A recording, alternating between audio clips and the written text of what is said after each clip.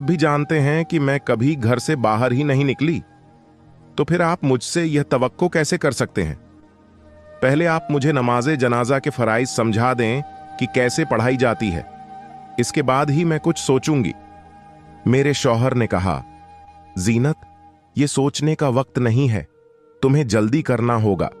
तुम थोड़ी ही देर में तैयारी कर लो। अब्बा को गुस्ल दिया जा चुका है, उनको कफन भी पहना दिया है। अब बस तुम्हारा इंतजार है। मैं सब लोगों को जमा करता हूं। तुम्हें बाहर आकर नमाज़े जनाजा पढ़ाना ही होगी। मैंने मौलवी साहब से भी पूछ लिया है। मौलवी साहब ने कहा है कि जैसे आपके अब्बा जान की वसीयत है, उसे पूरा किया जाए, क्योंकि किसी भी मुर्दे की वसीयत को रद्द नहीं किया जा सकता, वह भी उस वक्त जब वह आपके लिए एक नेक और शफीक बाप की हैसियत से रहे हों। जीनत, ऐसी जिद न करो कि जिसके लिए मुझे तुम पर सख्ती करना पड़े। मेरे शौहर ने अपनी बहन को समझा दिया था कि वह उसकी कोई बात नहीं सुनेंगे, इसलिए उसे नमाज़े जनाजा पढ़ाना ही होगी। फिर पता नहीं मेरे शौहर को क्या सूझी, मुझसे कहने लगे कि तुम बाहर जाओ, मुझे जीनत से अकेले में बात करनी है।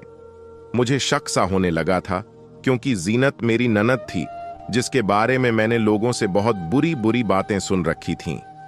मैं कमरे से बाहर आ गई, मगर मेरा ज़हन सिर्फ और सिर्फ कमरे की तरफ ही था। मैंने बाहर आकर देखा तो काफी सारी औरतें हमारे घर में ताजियत के लिए आ चुकी थीं।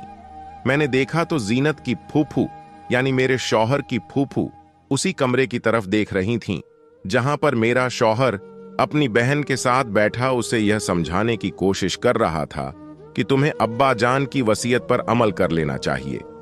मैंने जब जीनत की फूफू को ऐसे झांकता देखा तो पूछा, क्या बात है? कहने लगी कि मैं तो जीनत को ढूंढ रही हूं, उसके बाप ने जो वसीयत की है, क्या वह उसे पूरा करेगी? यह सुनकर मुझे हैरत हुई थी कि जीनत की फूफू को यह बात कैसे पता चली कि इसके अब्बा ने यह वसीयत की है। मैंने कहा, मगर माजरा फूफू, आपको कैसे पता कि जीनत के अब्बू ने यह वसीयत की है? फूफू मुझे कहने लगी, लो जी, मैं खानदान की हूं, मुझे नहीं पता होगा तो किसको पता होगा? मुझे तो लगता है कि जहीर की अक्ल पर पर्दा पड़ गया था, जो अपनी इस बदकार और बेहया बेटी को उसने अपना जनाजा पढ़ाने के लिए वसीयत कर गया। भला अपनी बेटी को अपनी जनाजा पढ़ाने को क्यों कहा है, वह भी इतनी बदकार और बदकिरदार लड़की को? मैंने ये बात सुन के माजरा फूफू से कहा, क्या कर रही है फूफू?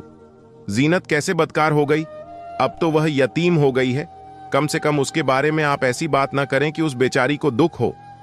मेरी बात सुनकर माजरा फूफू मेरे मजीद करीब होकर बैठ गई और बोली, तुम्हारी जिस ननद के बारे में तुम्हारे ससुर ने इतनी बड़ी वसीयत की है, क्या उसकी हकीकत तुम जानना नहीं चाहोगी? माजरा फूफू की बात सुनकर मेरे भी कान खड़े हो गए थे। अगरचे यह मौका ऐसी बातों का तो नहीं था, मगर माजरा फूफू ने मुझे खामखा टेंशन में डाल दिया था। मुझे यूं लग रहा था जैसे उनके पास कोई बहुत बड़ा राज है। मुझसे कहने लगी कि तुम यहां से उठकर छत पर चलो, तो मैं न सिर्फ तुम्हें कुछ दिखाऊंगी, बल्कि तुम्हें पूरी की पूरी कहानी भी सुना दूंगी। तुम्हें अपनी ननद के करतूतों का पता चल जाए तो तुम यह कहोगी कि नमाज़े जनाजा पढ़ाना तो दूर की बात, इससे तो कोई बात भी न करे। पता नहीं जहीर ने क्या सोचकर अपनी बेटी के बारे में यह वसीयत की है। मुझे तो लगता है कि यह सब कुछ झूठ है, यह सब तुम्हारी ननद जानबूझकर कर रही है। माजरा फूफू ने मुझे हैरान कर दिया था, मगर इसमें इस बेचारी का क्या फायदा है? जीनत तो हर वक्त अपने कमरे में रहती है। अरे बेटा, यही तो फायदा है इसका, वह हर वक्त ही अपने कमरे में रहती है, पता नहीं क्या क्या बदकारी करती है, और लोगों को यह लगता है कि वह बहुत नेक है। इसके बाप ने इसी का नाम लिया है कि वह नमाज़े जनाजा पढ़ाए। इसके बाप ने वसीयत में यह भी तो लिखा है